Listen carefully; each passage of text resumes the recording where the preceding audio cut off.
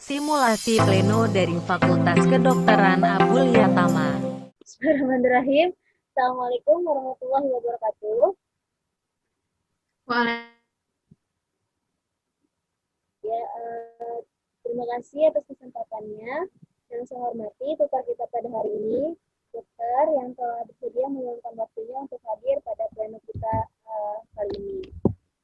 Yang saya hormati juga rekan-rekan sekalian yang telah hadir untuk mengikuti pleno kita pada hari ini. Baik, alhamdulillahirrahmanirrahim. Salatu wassalamu ala asrofil anbiya wal mursalin wa ala alihi washabihi pertama-tama marilah kita panjatkan puji serta syukur terhadap Allah Subhanahu wa taala karena atas limpahan rahmat dan nikmatnya lah kita bisa melakukan pleno secara daring atau virtual pada kesempatan kali ini.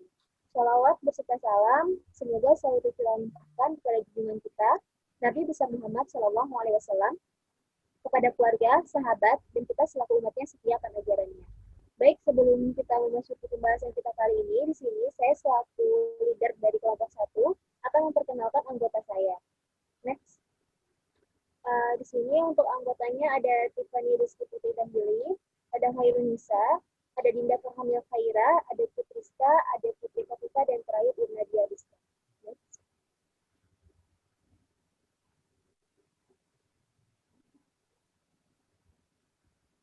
Untuk skenario yang akan kita bahas yang berjudul Aku Takut. Budi berusia 8 tahun tampak ketakutan saat dibawa ibunya ke puskesmas. Budi dibawa dengan keluhan terdapat benjolan di kepala dan luka bernanah di lutut kanan. Keluhan disertai adanya luka lecet. Menurut keterangan ibu, benjol di kepala akibat Budi berlari dan menabrak dinding tadi. Sedangkan luka pada kaki akibat terjatuh saat bermain sepeda, namun Budi tidak berani memberitahukan ibunya. Setelah melakukan anamnesis, kemudian dokter melakukan pemeriksaan fisik status lokalis regiofrontalis, dijumpai tanda-tanda tumor, rubor, dolor, dan kalor. Pada regio patella tampak luka lecet, disertai adanya pus, luka teraba hangat, terdapat jaringan nekrosis pada permukaan kulit disertai rasa nyeri. Di tempat lain, tampak luka lecet yang telah membentuk jaringan parut. Selanjutnya, dokter mulai membersihkan luka pada kaki Budi. Dokter juga memberikan obat dan menyarankan agar Budi mengkonsumsi makanan yang sehat dan bergizi untuk mempercepat proses pemulihan luka. Next. Oke, kita akan masuk kepada identifikasi istilah yang pertama, yaitu ada tumor. Tumor adalah pembengkakan yang disebabkan karena adanya hiperemi dan sebagian besar ditimbulkan oleh pengiriman cairan dari sel-sel dari sirkulasi darah ke jaringan interstisial.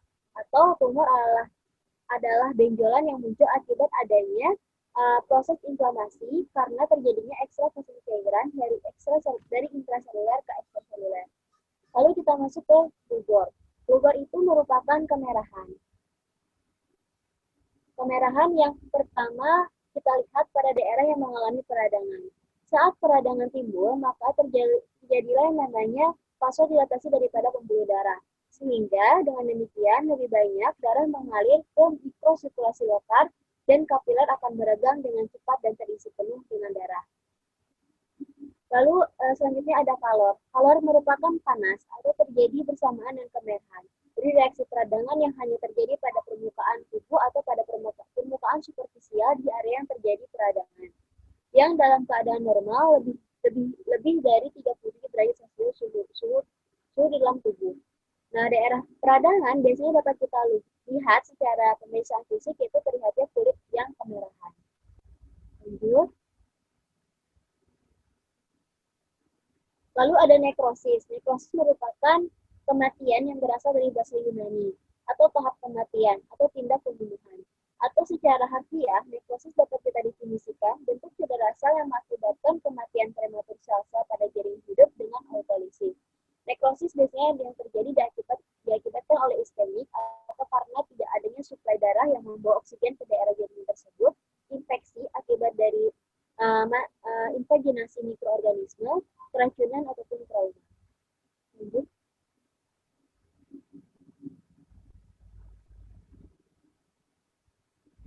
Next. Selanjutnya kita akan masuk ke tahap identifikasi masalah. Yang pertama, apakah penyebab luka tersebut mengeluarkan pus? Apa yang menyebabkan nekrosis itu terjadi? Dan jelaskan bagaimana proses penyembuhan luka serta apa saja faktor terjadinya infeksi pada patella bumi.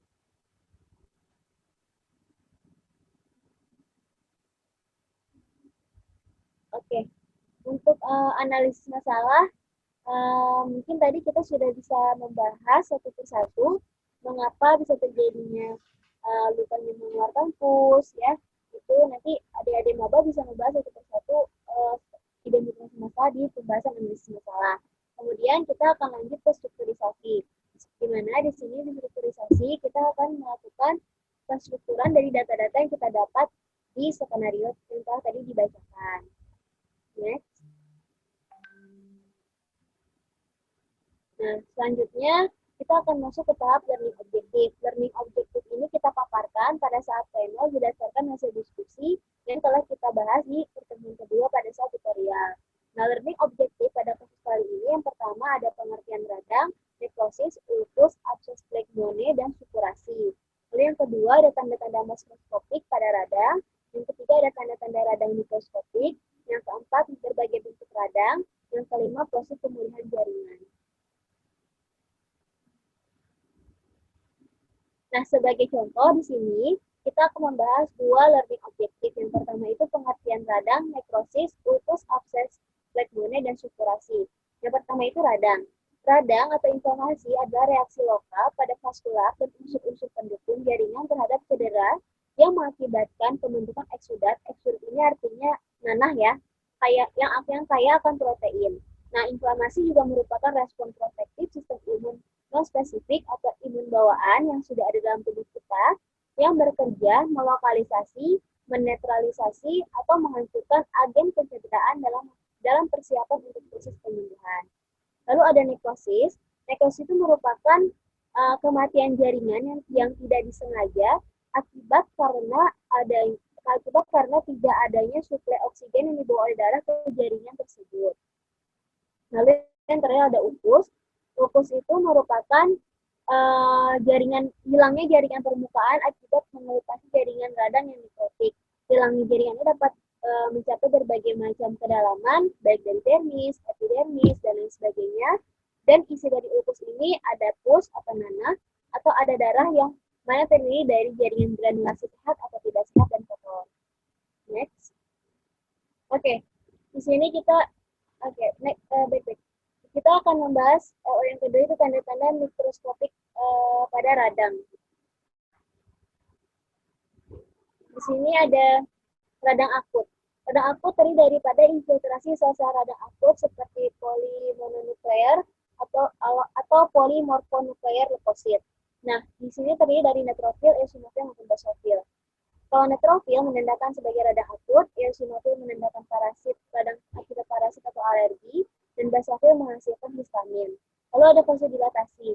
Vasodilatasi ini merupakan vasodilatasi arterial dari pre-capillary yang terjadi di bawah pengaruh nitric oxide atau NO, histamin dan agen terlarut lainnya, sehingga memungkinkan peningkatan airan darah dan perluasan bed kapiler. Kondisi ini dikenal sebagai dengan kondisi hiperemia. Lalu ada edema. Edema adalah akumulasi jaringan, akumulasi cairan di dalam jaringan atau dalam kompartemen ekstravaskuler dan jaringan interstisial. Selanjutnya ada radang kronik. Radang kronik merupakan infiltrasi sel radang atau MNL, mononuklear leukosit, atau monosit, atau histiosit, atau makrofag yang berperan dalam proses fagositosis. Nah, limfosit yaitu sebagai petanda radang kronis atau virus. Terus ada proliferasi jaringan G12 dan ada myelofascularisasi. Oke, selanjutnya mungkin itu contoh untuk learning objektif yang kita bisa bahas pada pleno kali ini. Selanjutnya sudah selesai presentasi dari kelompok. Selebihnya saya kembalikan kepada dokter. Silakan.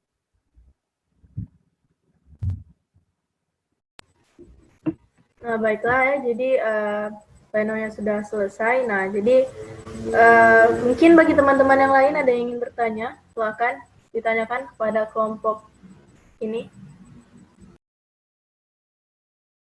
Silakan teman-teman, mungkin ada satu orang yang ingin bertanya sebagai contoh untuk adik-adik kita nanti ya. Nah, jadi tadi di skenario ada disebutkan dokter menyarankan agar si Budi memakan makanan yang bergizi agar penyembuhan luka bisa secara cepat ya. Nah, jadi bisa tolong teman-teman sebutkan contoh makanan apa yang dapat menyebabkan penyembuhan luka gitu, yang dapat menyebabkan penyembuhan luka secara lebih cepat.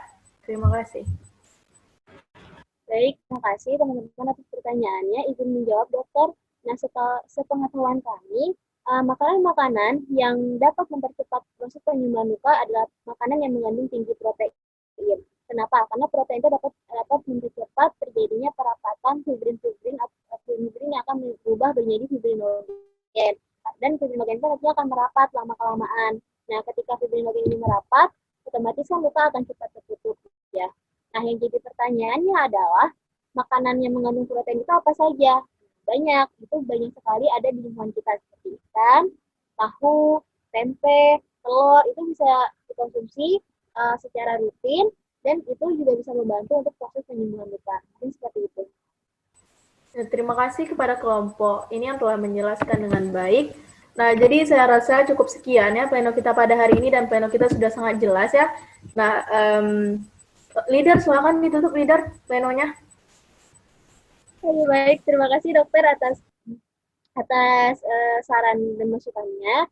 Baik, saya tutup untuk pleno kali ini. Saya mohon maaf mewakili dari kelompok 1 apabila ada salah-salah kata, karena kesempurnaan datangnya dari Allah dan kekurangan datangnya dari diri kami sendiri. Wabillahi taufiq wal hidayah. Wassalamualaikum warahmatullahi wabarakatuh. Waalaikumsalam warahmatullahi wabarakatuh.